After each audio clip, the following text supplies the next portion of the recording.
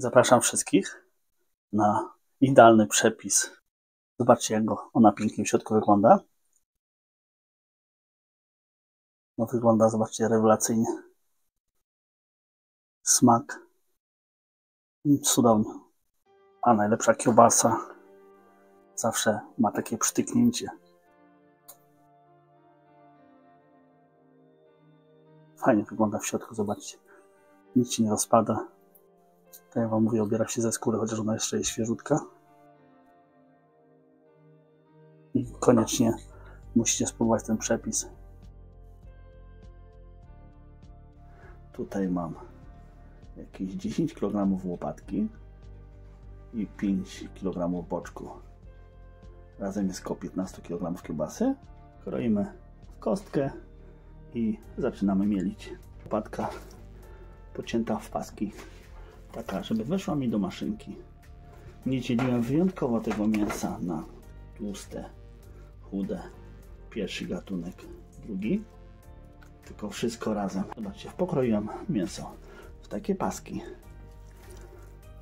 Te paski tak zrobiłem, żeby weszły mi fajnie do maszynki. Zobaczcie, takie długie. Nie segregowałem tego mięsa, czyli na pierwszą klasę, drugą. Wyjątkowo zawsze segreguję, bo wszystko pomielę na takich sitkach. Na sitku numer 8 i tą łopatkę i ten boczek.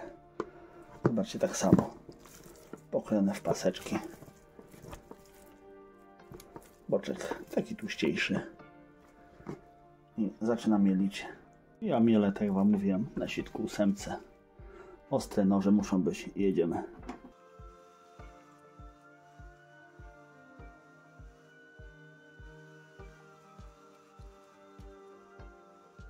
Musicie mieć ostre noże.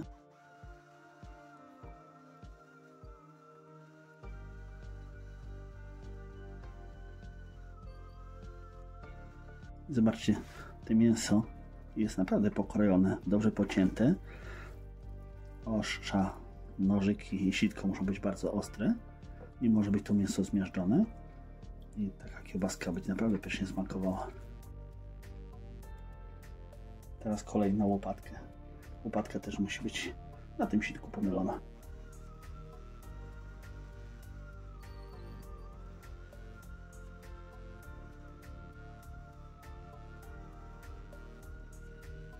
Zobaczcie, jak jest ostry nóż, to nie robi się taka bamboła tu z mięsa, tylko wszystko fajnie od razu spada. Zobaczcie, nie ma nic tutaj.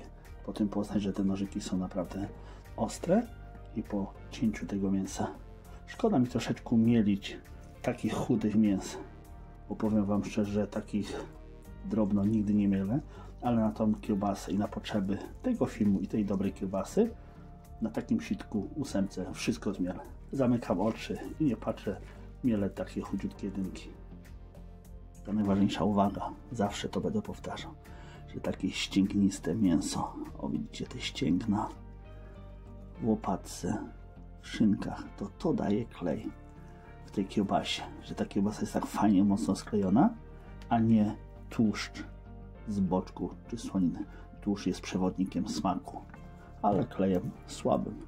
Najlepszy klej to jest ścięgna i te mięso kleiste. Na każdy kilogram daję zwykłą sól. Daję 15 gram soli na kilogram. Czyli tutaj mam 15 kg mięsa. Daję 225 gram soli. Podzielę sobie do tłustego i do chudego. Na razie dam tylko do tego chudego, do tej łopatki. Czyli jeszcze raz powtórzę, na każdy kilogram 15 gram soli. Zwykłej, kuchennej albo ważonki. Nie peklosoli. To ma być na zwykłej soli, czyli razem 225 gram soli dałem na 15 kg mięsa. Pieprz czarny, mielony, może być świeżo mielony, albo takie z torebki. Na każdy kilogram mięsa, na każdy kilogram daję 3 gramy. Czyli w moim przypadku tu jest 45 gram pieprzu czarnego. Majeranek. Na każdy kilogram daję 2 gramy majeranku, czyli w moim przypadku 30 gram na 15 kg kiełbasy.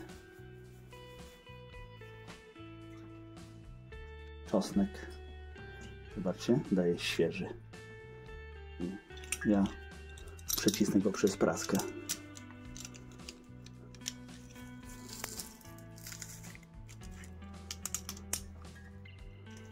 Taki świeży czosnek daje więcej aromatu i zapachu. I będę Was zanudzał tutaj. Ja sobie go tutaj przecisnę.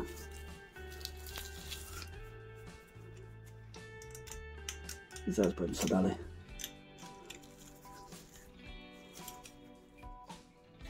Zobaczcie jaki fajny polski czosnek. Nie jakiś chiński.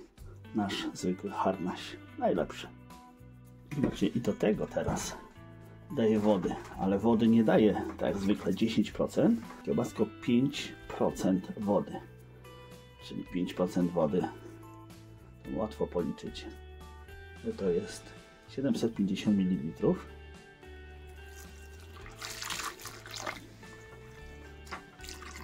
Tyle sobie na ten boczek, bo tutaj podzieliłem te mięso, sobie będę wyrabiał. Zobaczcie, tu mam ten boczek, żebyście wiedzieli. I tu już dałem też sól, pieprz, czosnek. Nic więcej do tej kiełbasy nie będę dodawał. I teraz zobaczcie, ja mieszałem jakieś niedługo, może 5-8 minut. Zobaczcie jak to mięso się fajnie lepi. Możecie dolać troszeczkę wody, jakbyście stwierdzili, że jest za gęste, za twarde to mięso. Ale na pewno nie 10%, z tego względu, że ta woda Wam później wyleci. Będzie ta kiełbasa taka troszeczkę bardziej wodnista.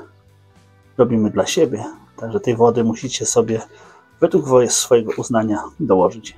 I ono jest takie dosyć miękkawe, to mięso. Troszeczkę dolałem jeszcze bodajże 100 ml. I teraz, zobaczcie, to już w międzyczasie wymieszałem, tylko boczek mieszałem bardzo krótko, dosłownie minutę, nie więcej. Tylko zdążyłem go pomieszać. Nie chcę, żeby ten tłuszcz był tak zmiażdżony i żeby to było takie wyczuwalny tłuszcz na podniebieniu, tylko chciałbym, żeby to były takie kawałeczki tego tłuszczu w tej kiełbasie. Ja to w międzyczasie pomieszam, tylko połączę, zobaczcie, te tłuściejsze kawałki boczku, połączę tylko z tą łopatką. I będę się starał nie porozbijać tego tłuszczu, tak jak Wam mówiłem, tylko żeby były takie oczka w tej kiełbasie widoczne tego tłuszczu. Także zobaczcie, nawet jakby coś, to zobaczcie jaka kiełbacha z tego wyjdzie. Bo ona będzie się fajnie trzymała. Fajna, zwarta. Taka naprawdę pyszna kiełbasa. Zobaczcie, na dziewarkę musicie mocno dopchać, żeby nie było powietrza. To jest taki trochę gęściejszy farsz, bo tu jest troszeczkę mniej wody. Ale i tak się fajnie będzie nadziewało. Zobaczcie, ile powietrza wyszła z syczy. Każda nadziewarka musi być jednak opróżniona z tego powietrza. Dobra, to będzie ciężko.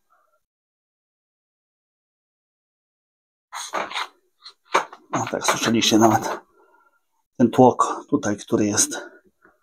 Możecie sobie przesmarować czymś tłustym. Ja nie muszę, bo zawsze nadziewając, układając tu mięso, zobaczcie, to zawsze mi się ta nadziewarka zdąży tutaj wybrudzić. Chodzi o ten tłok. Możecie przeczyć go sobie nawet mięsem.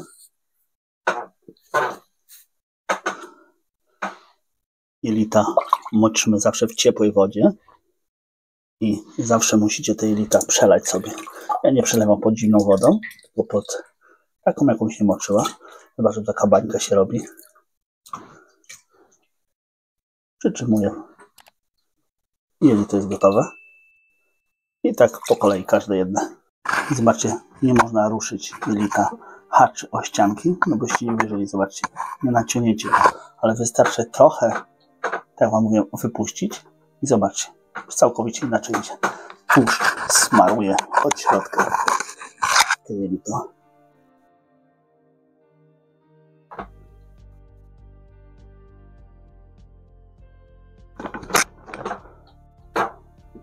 Przekręcam sobie tak zawsze, żeby tą stronę się kręciło, którą ja chcę.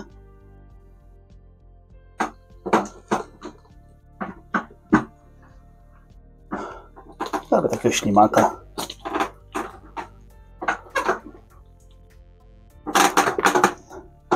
Mój stary skrzypiący stół, chyba każdy zna.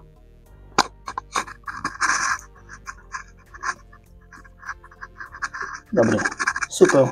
Teraz ląduje ona do wędzarni rozgrzanej, do osuszania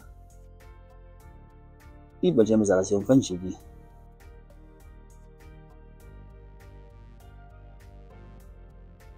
Osusza się w wędzarni cieplutkim powietrzem z małą ilością dymu. I tak będziemy ją osuszali około 40 minut, aż będzie taka sucha na wierzchu. Wędzarnia musi być naprawdę dobrze rozgrzana,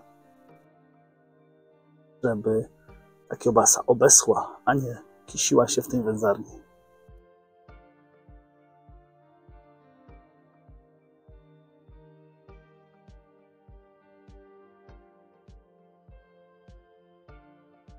Zobaczcie, tak wygląda osuszona, suchusieńka kiełbasa. Osuszamy ją około pół godziny. Praktycznie nie zmieniła koloru. Suchusieńka i teraz dopiero zaczynam ją wędzić tym właściwym dymem.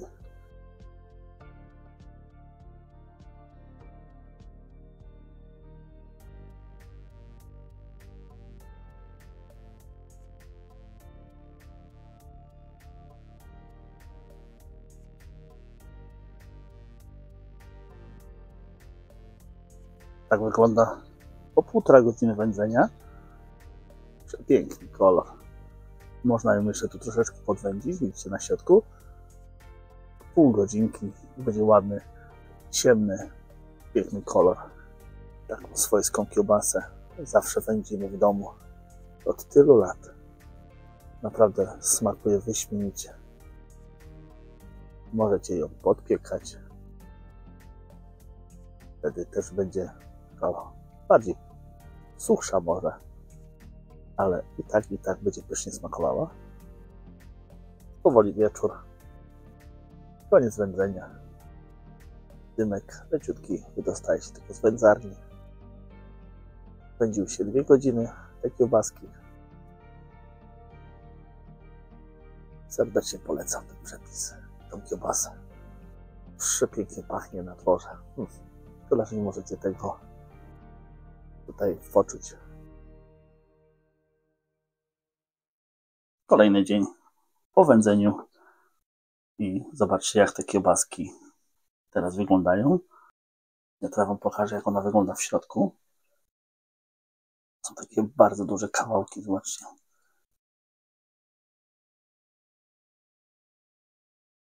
Można ją jeść i cały czas jednakowo smakuje. Powiem wam, przepyszna ta kiełbasa i widzicie, wcale nie była tak długo mieszana ta kiełbasa.